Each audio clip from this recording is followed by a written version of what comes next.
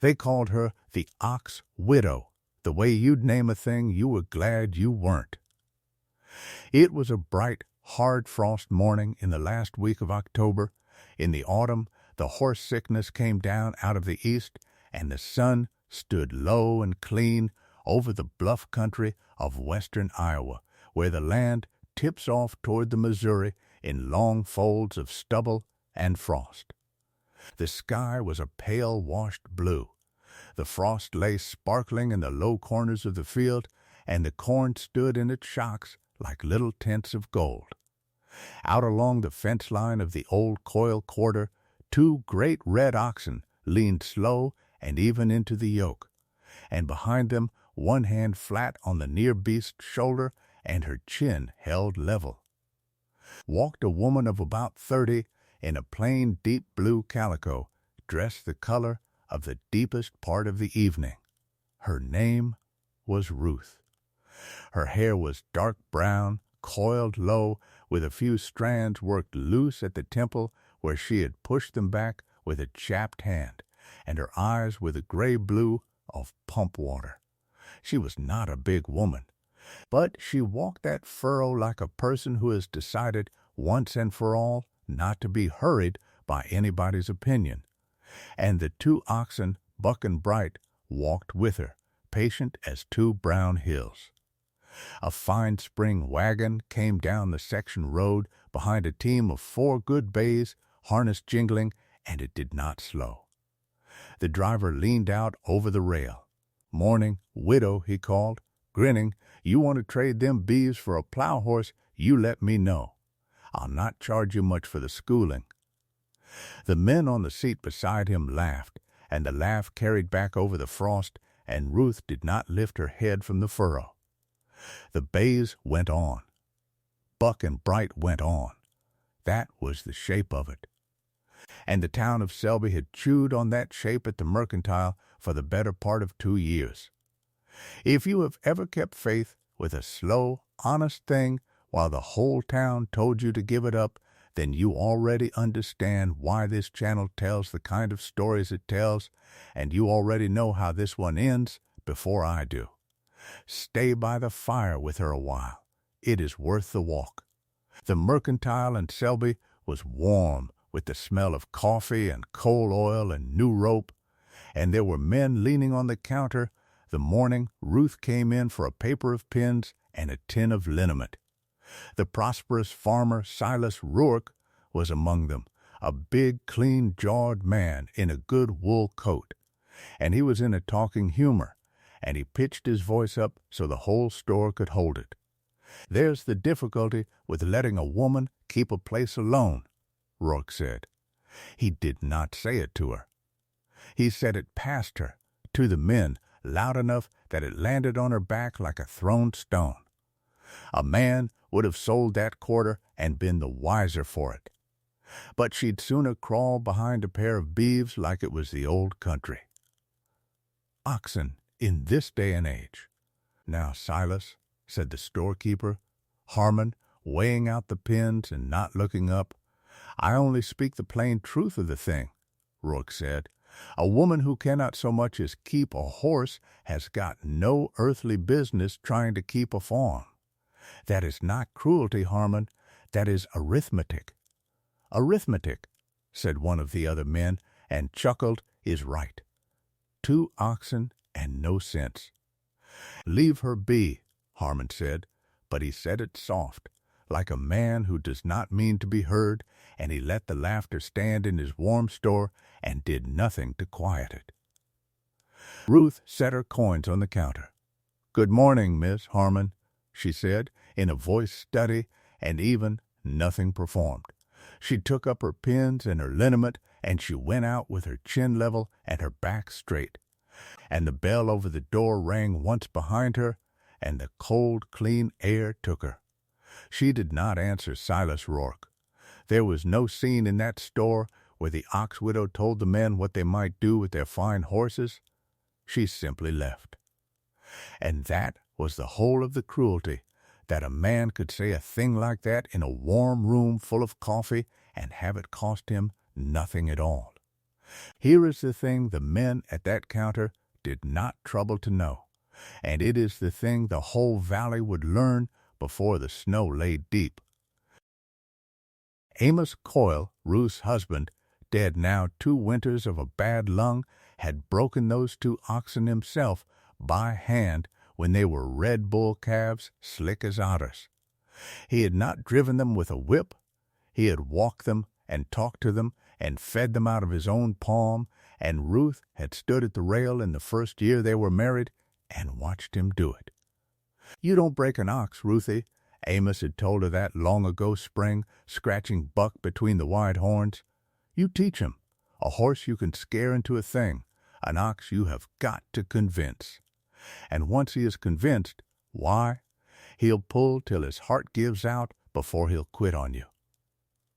"The Halloran boys say oxen are only what you keep when you can't afford horses," Ruth had said, teasing him. "The Halloran boys," Amos had said, "have never once watched a good ox work through mud that would founder a horse. Hear me now. An ox eats what the pasture gives him. He'll browse a fence row and grow fat where a fine horse would starve down to bones. He don't take fright at thunder, nor fire, nor a flapping sheet. And a woman no bigger than you can stand at his shoulder and drive him the whole day and never once be run off with. You remember that. If it ever comes down to just you, you keep the oxen. A horse is quick, and an ox is faithful, and a poor soul has got more use for faithful. You planning on leaving me, Amos Coyle?" "No," he had said, and smiled. "But a man ought to leave his wife something that will keep her, and I would rather leave you 2 beasts that love you than 4 that only fear a whip." She had remembered it. When Amos died, the neighbors expected her to sell the beeves, buy a horse team, hire a man, or better yet, sell out and go back east to her people. "You cannot work that quarter alone, Ruth," her own sister had written her. "Come home. There is no shame in it." But there was no coming home, because home was the rise behind the house where Amos lay, and there was no selling the oxen, because they were the last true thing that was hers. So she oiled her husband's yoke and hung it by the door, and she kept Buck and Bright, and she drove them alone in her plain calico through the frost and the mud. And the town gave her a name for it. She could not break a fine 4-horse hitch to her small hand. But she could drive an ox anywhere she could set her own 2 feet, and she was never once ashamed of the slow, honest work of it, though the whole of Selby was ashamed on her behalf. It was on a Tuesday, folks said afterward, that the first horse went down. The great horse sickness of that autumn did not come with any thunder. It came like weather comes, from somewhere else out of the eastern cities where they said whole streetcar lines had stopped because there was not a well horse left standing to pull them. It moved west along the rail and the river roads, and it reached the bluff country in the last cold week of October, and it was quiet. And it was total. A horse would be sound at the morning feed and coughing by noon, a deep wet cough down in the chest, and by the second day his eyes would run, and his flanks would heave, and the fever would take him, and he would stand with his head hung to his knees, and would not eat, and could not be made to stand to harness, not for love, not for the whip, not for anything a man had. It went through the county like water finding the low ground. It did not miss a barn. Rourke had 11 head of good horses and mules, and inside of a week every one of them stood swaying and streaming in the dark of his barn, and the finest bay he owned, the near leader of that laughing 4 he had driven past her fence, lay down in the straw and could not be got up. And the corn stood in the fields. That is the part a town person never feels in the belly like a farm person does. The corn was ready. It stood dead ripe and gold on every quarter for 20 miles, and the winter wood lay uncut on the bluffs, and the only thing in all that country that could bring a crop in or a cordwood load down was horseflesh, and the horseflesh was dying on its feet. A man cannot pick and shuck and haul a whole quarter of corn on his own back before the snow. He cannot. The doctor 12 miles off in the county seat could not reach a sick child, because his own buggy horse stood fevered in the barn. The crowd went quiet. You could feel it settle over Selby like a change of pressure before a storm. The mercantile that had been so full of easy laughter went still. There's got to be a well team somewhere in the county, one man said at the counter, and no man answered him, because there was not. My corn standing, said another, lo, every ear of it, and I cannot get it in. Every horse and mule for 20 miles was down, and the corn was going to take the snow and rot, and the wood piles were going to stay uncut, and it was nobody's fault, and there was nothing on this earth to be done, except that a horse sickness is a sickness of horses. It does not touch cattle. It never had. And out on the old coil quarter in the bright, hard cold, 2 great red oxen stood in the yoke and blew clouds of breath and leaned into their work as fresh and sound as they had been all their lives, because they were not horses and never had been, and they were, that October, the only draft power left standing for 20 miles. The town had a name for the ones nobody wished to be. It did not yet have a name for what she was about to become. There is a thing that happens in a hard country when all the props fall at once, and it is not always kindness that comes first. What came first that autumn was fear dressed up as righteousness. The same church women who had crossed the street from Ruth Coyle at the socials now had a fresh thing to whisper about. It is a judgment, Ruth heard one of them say outside the church door. Not quite low enough. The horses. It is sent. You mark me. A country gets proud, and the Lord takes its horses, and leaves the ox-woman's cattle standing, said the other. You ever known a horse plague to spare the one heathen beast in the valley? I have not. There is something in that. There is something not right in it. Hush, said the first, but she did not hush her, and the ugliest thing about it was the meaning underneath, which was that a widow's beeves being spared while honest men's horses died was not mercy but bargain, as though she had traded for it in the dark. Ruth heard every word, and she said nothing, and she went home and did her chores, and she oiled the yoke that hung by her door. And she did not sleep much that week. She was not made of stone. It is one thing to be laughed at for a fool. It is another to be whispered at for a witch, because your dead husband taught you to keep the humble animal. That was the nearest she ever came, that autumn, to yoking the oxen and driving them straight out of the valley and never once looking back. But she stayed, because Amos was on the rise behind the house, and because the oxen would keep her, and because a person does not walk away from the last thing that is truly theirs. And while the women whispered, the sickness went into the Rourke house by another door. Silas Rourke was a widower. He had lost his wife to the childbed fever the spring before, and he had 2 motherless children. A boy of 8 named Peter and a baby girl named Nell, and he had a whole quarter of corn standing gold and unpicked, and not one living animal to bring it in. In the first week of November, with his horses down and his corn standing, little Nell took the croup. It came on her in the night, that hard barking cough that shuts a small throat down to a straw, and Rourke walked the floor with her.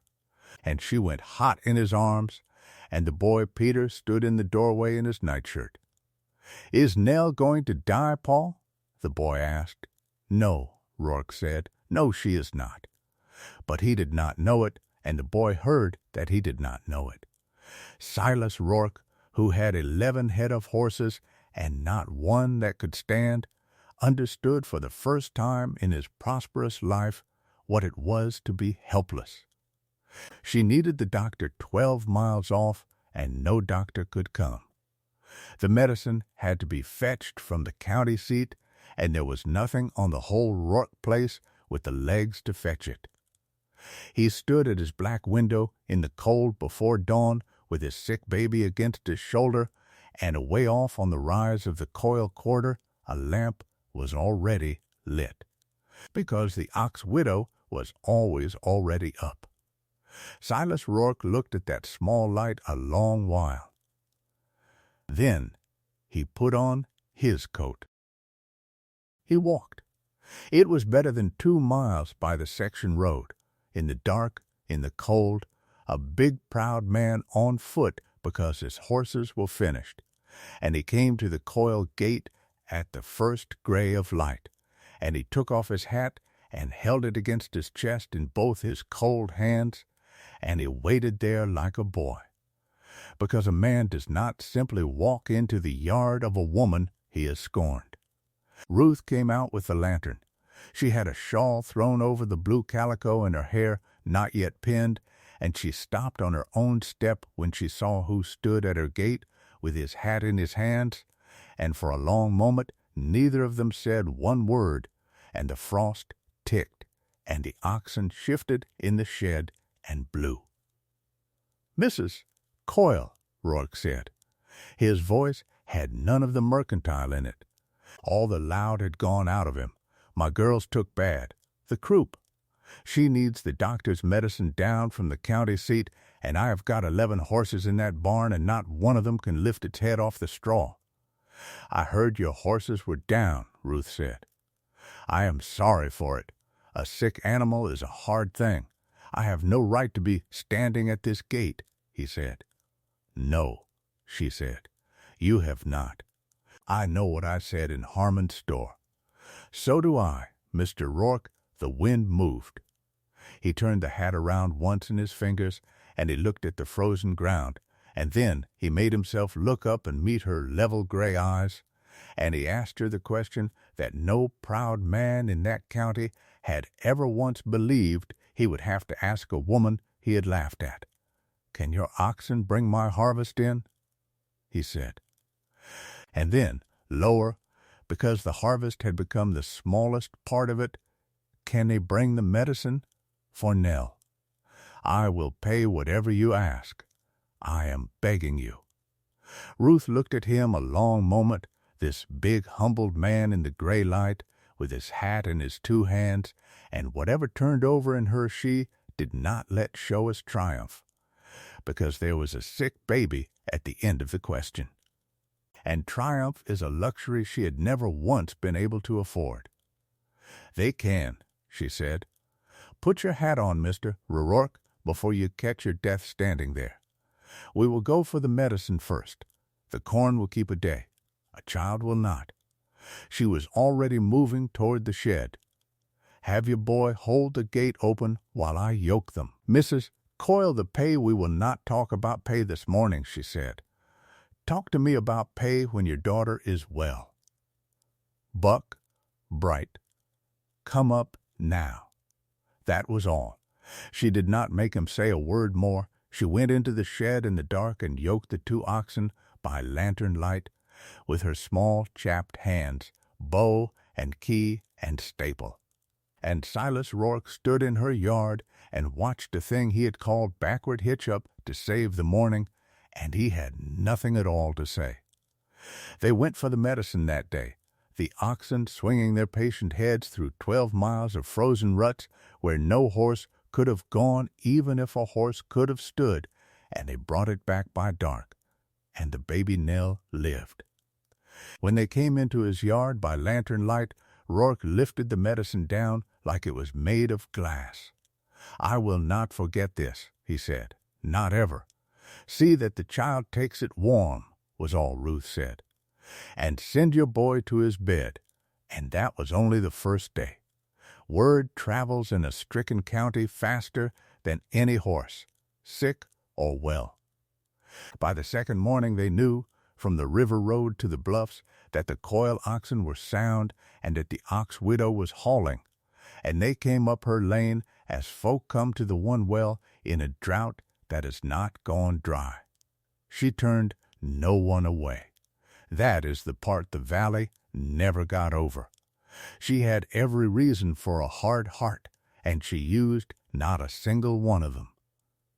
She yoked Buck and Bright before light and worked them till full dark, day upon day, through the mud and then through the first snow that came gray and wet by mid-month, and she hauled corn out of one man's field and cordwood down off another man's bluff and the doctor's medicine to a third man's ailing wife, and she took not one coin from any house that was hungry or sick. "You will take pay for this, Ruth Coyle," said one gray farmer, pressing silver at her across a load of his own corn. "I'll not stand for charity." "It is not charity, it is neighboring," Ruth said, and did not stop her hands. "Keep your silver for the spring seed. You will want it worse than I will come April." "My wife said you would not take it." "Your wife," said Ruth, "is a sensible woman." Get up on the load, Buck, Step, and Silas Rourke worked at her side. He did not go home that first evening and sit proud in his cold house. He was back at her gate before light the second morning and the third. "I'll not stand and warm my hands," he said, "while you kill your cattle hauling my neighbor's corn. Show me the work. I don't know the first thing about an ox, and I am not too proud to be taught it by you." "Then walk at the off ox's shoulder," Ruth said, "and keep your hand where he can see it, and do not you ever once raise your voice to him. He has worked harder than you or me this week, and he has never once complained of it. There, not so quick. He'll go when he's ready and not a moment before, and that is his whole secret if you want to know it." "He is slow," Rourke said. "He is sure," said Ruth. "There is a difference, and this county is learning it the hard way. Bright, step up now, Bright." "I said a fool thing in that store," Rourke told her one evening, more to himself than to her, watching the ox lean into a full load without complaint. "A prideful, fool thing." "You did," Ruth said. "Take up the near line. He will not thank you for standing about." And so the whole valley, come to their windows, saw a thing they would tell their grandchildren. They saw the ox widow driving her despised cattle down the middle of the Selby Road with a wagon piled high with another family's whole winter. And they saw the proud Silas Rourke walking humble at the shoulder of an ox in the mud and the snow, loading cordwood at a widow's side with his good name tied now to her mercy, learning the slow honest work he had called beneath a woman, and wearing all the while the look of a man who had eaten his own words and found them bitter. She never gloated, not once. There is no moment in this story where Ruth Coyle stood in the road and told Silas Rourke what she thought of his arithmetic. She did not need to. The wagon did her talking, and the oxen did her talking. Every gold ear that came in dry, and every child that got the medicine in time, spoke for her in front of the very men who had laughed, and it was louder than anything she could have said, because it was true, and a true thing does not have to raise its voice. The reckoning did not come as one grand scene. In a real valley, it never does. It came in small crossings over, one soul at a time, and the humble ones came first. The preacher's wife came to the yoke shed on a still white afternoon near the end of November. She was one of the women who had said the word judgment outside the church door, and she stood at the shed door twisting a small quilt in her hands, a crib quilt, and she could not seem to get any words to start. "Mrs. Coyle," she said at last. There's a family down on the river bottom. The Deacons. Their baby is poorly, and there is no wood in the house. And the man is himself abed with the sickness, and she looked down at the little quilt. I have asked at every barn in the township, there is not a horse that can stand. She lifted her eyes, and there was no whisper left in them now, only a plain human need. I know what was said about you. I said some of it myself outside the church, and I have been ashamed of it every day since. I have no right at all to ask you for a thing. Ruth looked at her a moment. Load's already half made up, she said. Bring that quilt in out of the cold and ride up on top of the wood. We will go by the Deacons on the way. And she turned to the ox. Buck, step up now. Bless you, the preacher's wife said, and her voice cracked on it. Don't bless me, Ruth said, not unkindly. Bless the ox. He is the one doing the pulling. And after the humble had crossed over, the proud came, because they had run out of any other choice. Harmon the storekeeper, who had weighed her pins and let Rourke's words hang unanswered in his warm store, came to her lane himself in the first week of December on foot, because even the storekeeper's horse was down. Mrs. Coyle, he said, and could hardly get it started. I wouldn't credit you a sack of flour last spring. You will remember it. I told you your account was a poor risk with no man on the place. He turned his cap in his hands. There is a whole load of winter goods sitting down at the rail depot that this town cannot live without, and not a thing in Selby to fetch it. And I have walked out here to ask the one person in this county I have got the very least right to ask. Will your oxen bring it in? They will, Ruth said, same as they would for anybody. Be at the depot by light.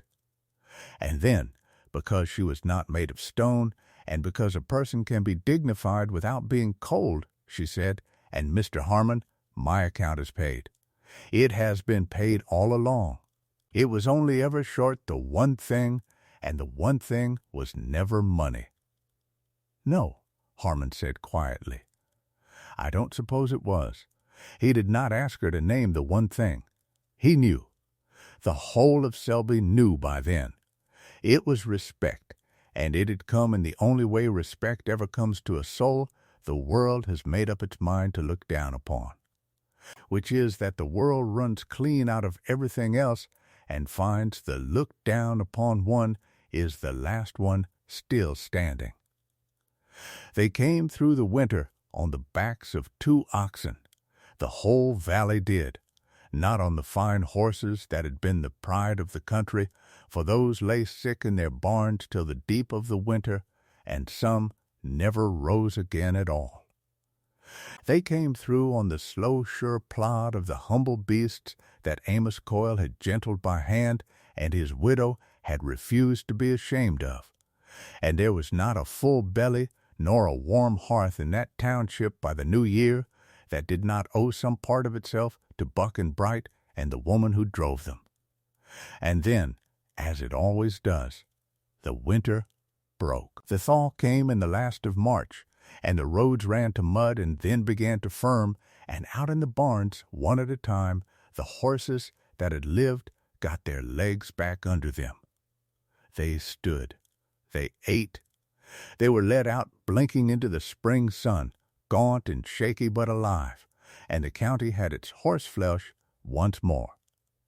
By April, a man could drive his own team down to his own field, and the great sickness became a thing that was over, a thing to be told about the autumn the horses went down. Ruth turned Buck and Bright out onto the first green grass to grow fat after a winter's faithful work, and she went back to her own quarter and her own quiet. She expected the valley would slip back into its old ways now that it had its horses again and forget her. People do forget. It is only that comfort keeps a short memory. But Silas Rourke did not forget. He came up the section road on a bright morning in April, and he came on foot, though his horses were well again, and he came scrubbed and shaved in his good coat, and behind him, scrubbed and shy, came the boy Peter with his hair wetted down, and the baby Nell, round and well now, riding his hip. Silas Rourke came to Ruth Coyle's gate, and took off his hat, and turned it slow in both his hands.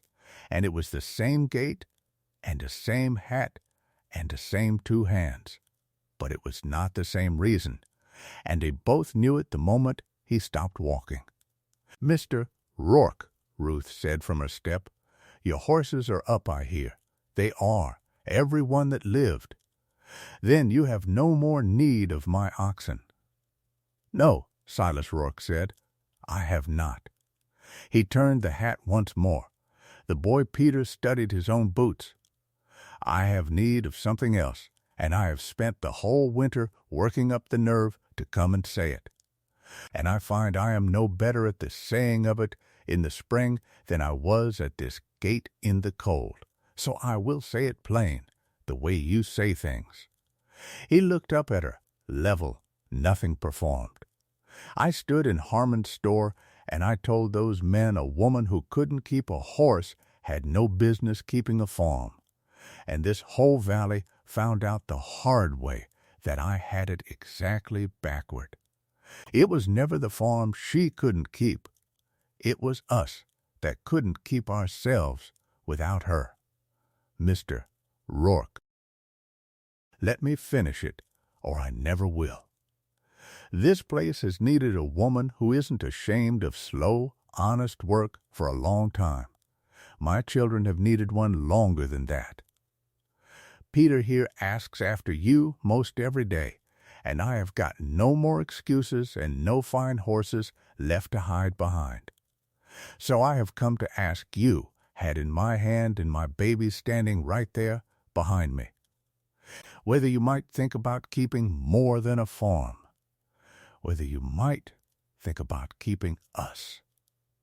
The frost was gone out of the morning. The two oxen grazed fat and easy in the green field behind her, and Ruth Coyle stood on her step a long moment, and this time she let a little of what turned over in her show in her face, because there was no sick child at the end of the question now, and a person is allowed once in a great while to be glad. "Peter," she said at last to the boy, "there is a cup of sweet milk in the spring house that wants a boy to come and drink it, and you can hold the gate open for your father while you are about it. He is still not much good at gates." "Is that a yes?" Peter asked, looking up. "That," said Ruth, "is a yes." And the boy whooped and ran and hauled the gate wide, grinning, and Silas Rourke set his hat back on his head at last and walked into her yard, and he did not laugh, and he did not leave. They were married in the little church in Selby in the green of May, and the same women who had whispered judgment brought their best dishes to the yard. And old Harmon closed the mercantile for the whole afternoon and stood in the back with his cap held in his hands. And if there was a soul in that valley who had once laughed at the ox widow, that soul stood in Ruth Coyle's spring yard, and ate off her table and called her by a new name.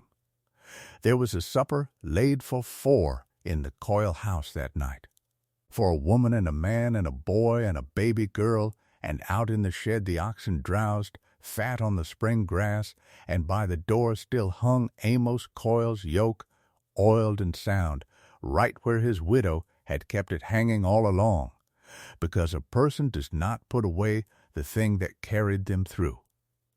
And that was the story of a woman the whole town called backward, who carried every family that ever mocked her through the killing winter and never once asked to be thanked.